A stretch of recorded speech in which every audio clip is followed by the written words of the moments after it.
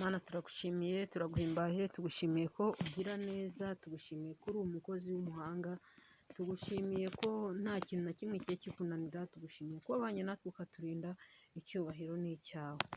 Uyu mwanya rero tugiye kumva ijambo ryawe, udushyigikire, imbabazi n'urukundo byawe bibe kuri twebwe, kandi kugirirwa neza nawe mwami bibe kuri twebwe, utugirire neza weze ubugingo bwacu. Umuntu wese wumvira ijambo afashwe nawe, izina ryawe rihabwe icyubahiro mu izina rya Yesu, amen.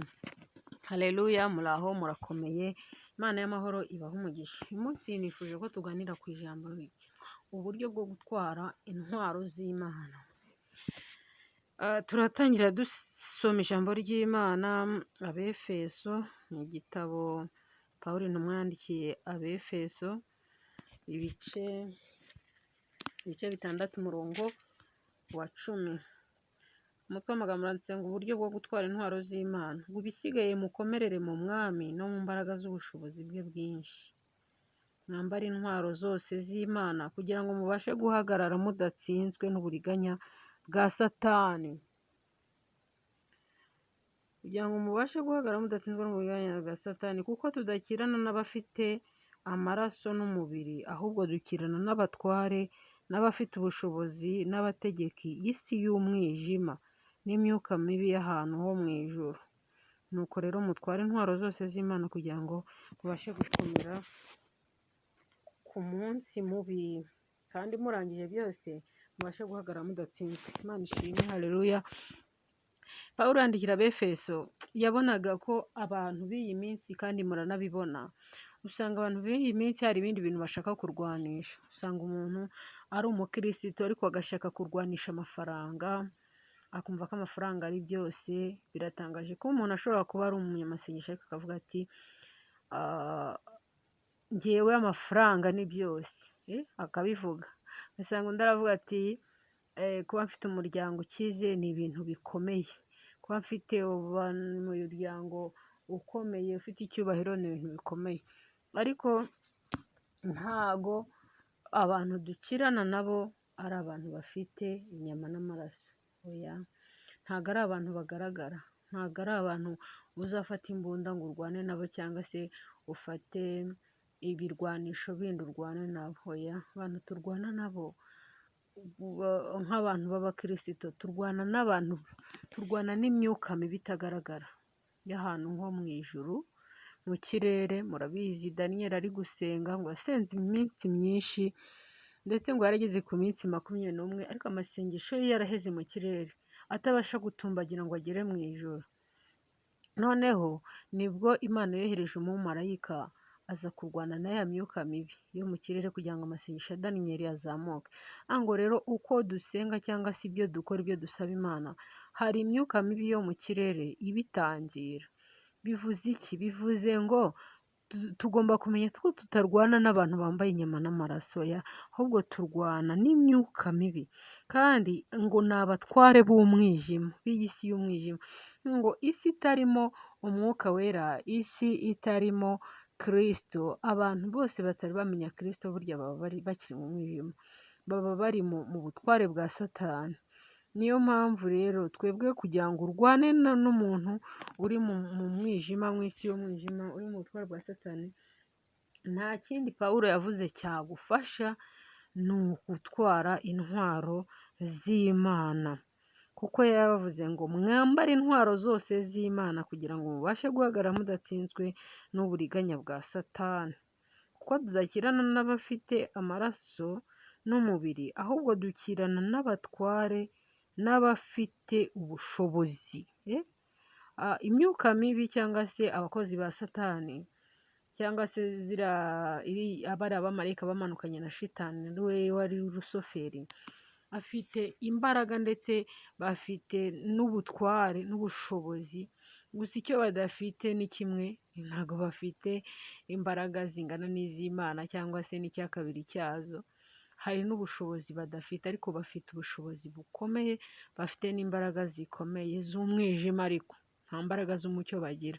Twebwe rero abiringiye Kristo, Kristo aduha imbaraga zo kunesha. umuririmbyi umwe yararirimbye aravuga ngo duhe kunesha nk'uko wanesheje.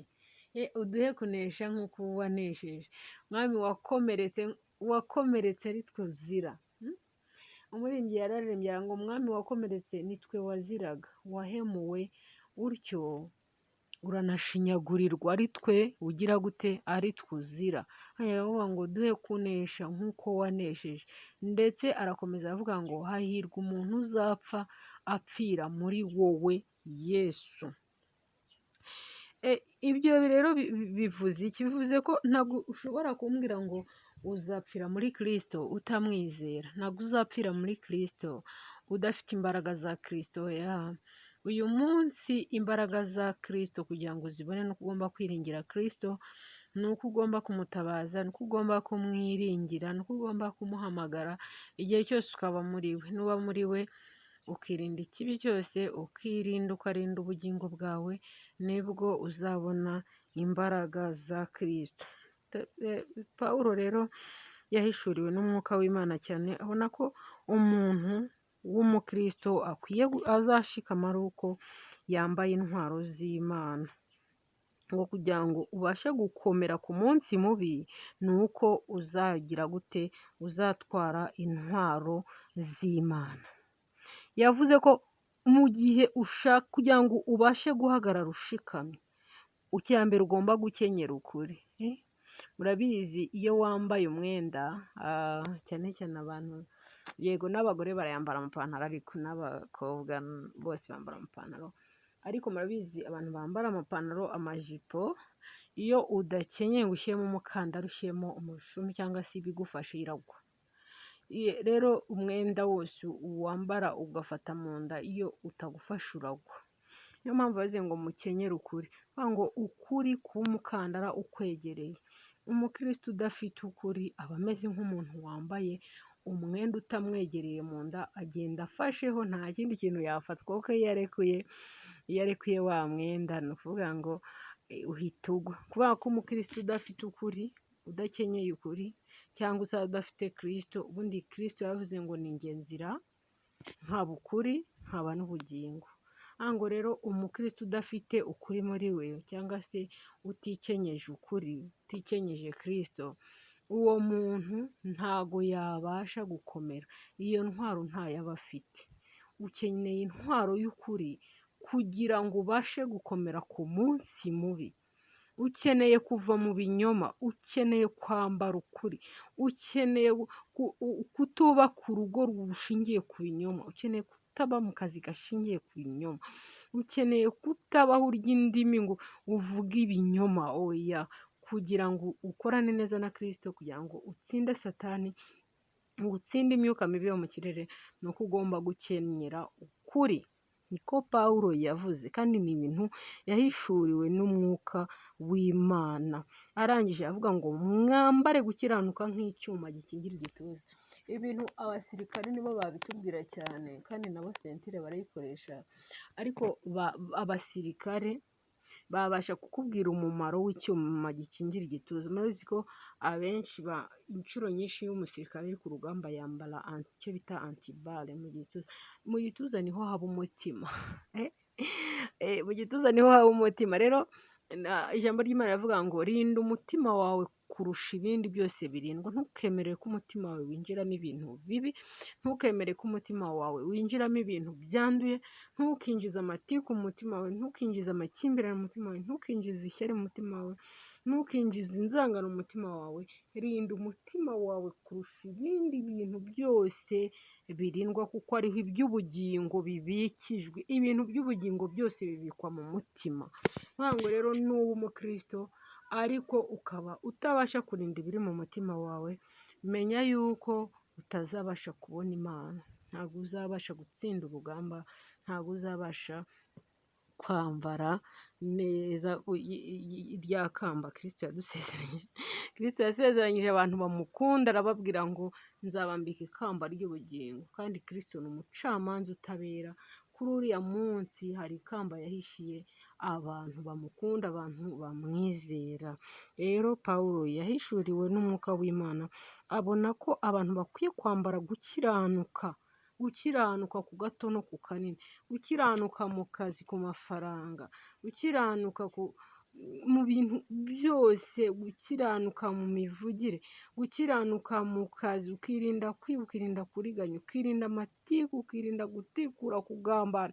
Ibyo byose nibyo twita gukiranuka ku gato n'akanini, ukirinda mu bintu byose. Gukiranuka rero Pawulo yabishyize no mu mbuto z'umwuka. Mu mbuto z'umwuka umuntu agomba gukiranuka, ni urubuto rukomeye. Gukiranuka ni ikintu gikomeye. Hari nk'umuntu nababwira waranzwe no gukiranuka bikomeye witwa Yozefu. Yozefu yarakiranutse, akiranuka n'aho abantu batamurebaga. Hano igihe yari kumwe na muka Potifari mu nzu bari bonyine, nta wundi muntu wari kumenya ibyo muka Potifari na Yozefu bakoze. Uriya mugore yitwa Mukantana, ntabwo babasha kubona amazina ye, ntabwo bigeze bayavuga, yitwaga muka Potifari. Nta wundi muntu rero wari kubasha kuvumbura ibyo bakoze, ariko Yozefu yavuze ati nubwo aba bantu batabasha kubivuga, batari bubibone, ariko Imana iraheraho mu ijuru yo iri bumbone. Hari ibyo abantu bashobora kutabona, ariko Imana ikabibona. Imana rero irebera hose icyarimwe. Imana ni umukozi w'umuhanga, ibasha kubona ibyo abantu batabona.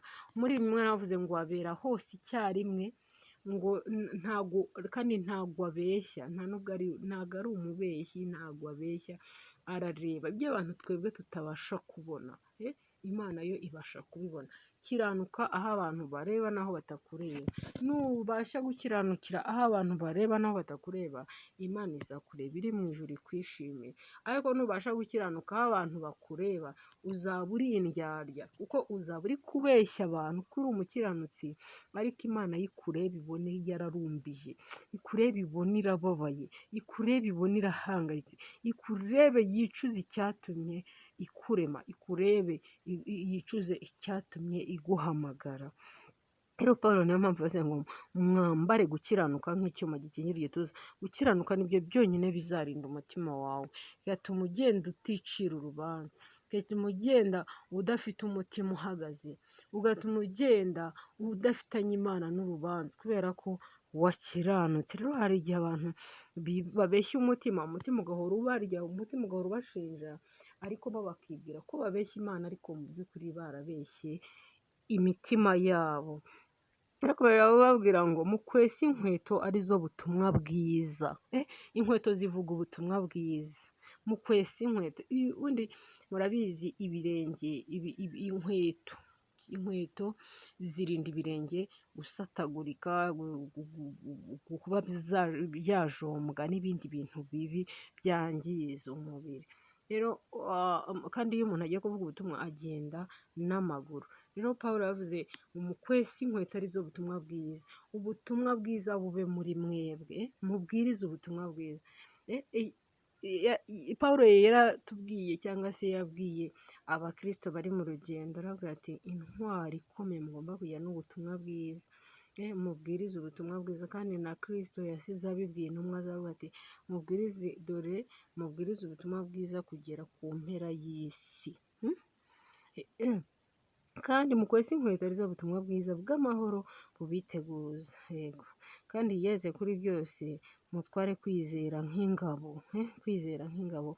Ingabo ni igikoresho, murakizi, cya kinyarwanda abantu bakoreshaga birinda nk'umuheto, kwa kundi ujya kurasa umuntu noneho akakwepa.